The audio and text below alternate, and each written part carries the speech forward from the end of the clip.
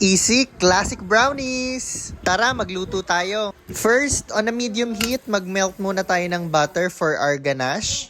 Once melted na ang butter, i-add ang chocolate chip, cocoa powder, instant coffee. Haluin lang hanggang matunaw ito and maging smooth ang consistency. Then, iset aside muna. On a separate bowl, pagsamasamahin lang ang 3 large egg, white sugar, and brown sugar. Then, ikikream lang natin siya until light and fluffy. Pwede din kayong gumamit ng hand mixer or wire whisk. Pag light and fluffy na yung mixture, mag-add lang ng vanilla and a pinch of salt.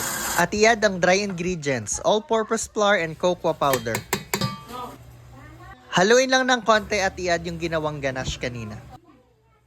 Haluin lang until well combined and add the chocolate chips. At ready na ang ating mixture. Line the pan with baking paper and transfer the mixture.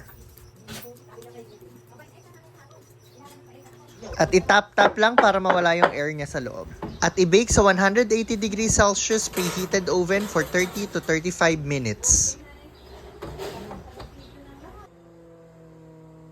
After 35 minutes, our classic brownies is ready.